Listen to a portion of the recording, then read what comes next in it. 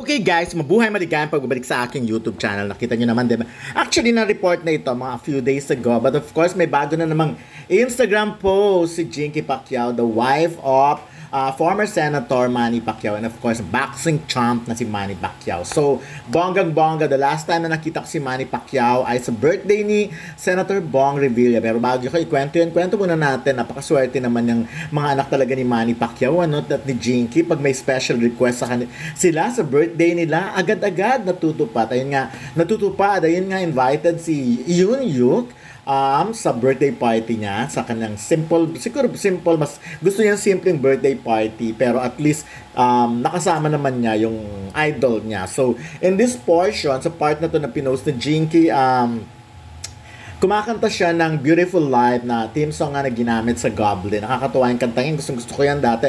Nagiging emotional ako every time pinapatugtog yan. Pinapanood ko pa yung Goblin sa ABS-CBN. So, pero bongga naman, diba? Talagang iba. Sana all anak ni Manny Pacquiao at ni Jinky Pacquiao para talagang natutupad ang mga dreams mo. Bata-bata mo pa. Gusto mo yung mga gusto mo nakukuha mo naman.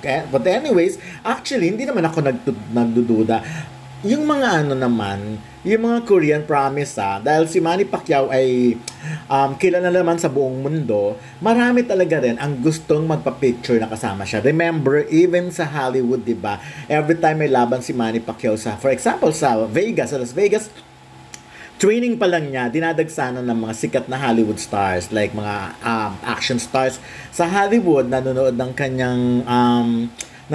kanyang training, and of course, yung iba nga, mga basketball, mga NBA player na pumupunta sa kanya para bisitahin siya. Ganon ka-famous si Manny Pacquiao. So, at kahit naman sa kung saang bansa, kaya yung mga Koreans talaga, pag nakikita din talaga nila si Manny, talagang big deal din talaga. So, to be honest, syempre, di ba, kahit naman sabihin nila kay Manny Pacquiao, malaking karangalan ng binigay ni Pacquiao sa Pilipinas. Remember, ito, kwentuhan lang naman to. Pero anyways, the very first time na nagpunta ako ng America, so that was I think 2009, and then from Los Angeles, and then pumunta kami sa Las Vegas, and then of course doon dahil medyo takot-takot pa kaming maglakad-lakad, so lagi kami nagka-cab, so from hotel to hotel, na ganun ang drama namin ng mga kasama ko. Of course, courtesy of may show kasi noon ng Eat Bulaga, so nandun kasama kami, nag-cover kami. At the time, yun din yung last na nakasama ko abroad, si Francis Magalon, na by the way, nagka-birthday lang. What coincidence na.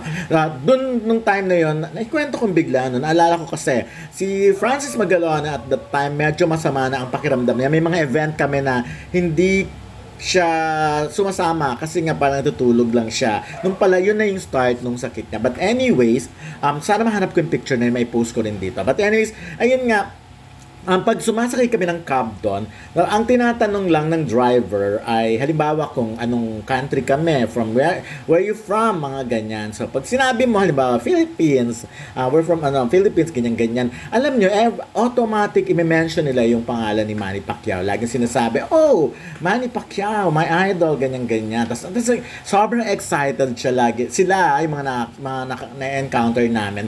So laging ganun ang kwento. Even naman nung nagpunta kami kahit sa ibang bansa, basta nag-cab ka, like halimbawa sa Malaysia, yun ang mga pinuntahan namin noon, every time ganyan, may magtatanong kung taga anong bansa kami. Pag minention talaga si Manny Pacquiao, pag minention yung bansa, automatic, binabanggit yung name ni Manny Pacquiao, or kahit naman sa Japan, ganun din. Like, hindi, to be honest, kahit saang bansa kami pumunta. And sa birthday party ni Senator Bong Revilla, talagang si Manny Pacquiao ang isa sa mga pinagkaguluhan. Of course, bukod sa birthday boy.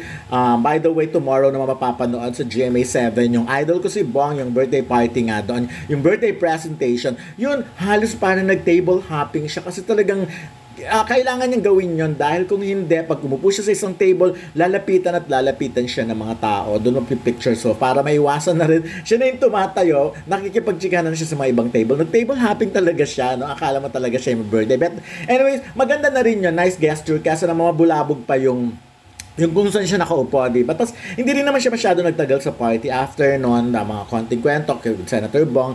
At yun na, umalis na rin siya agad para hindi masyado. Ganoon naman, kahit naman kami, nakikipicture with Manny Pacquiao pag may chance talaga. So, yun lang muna. Pero kakaingat sana all the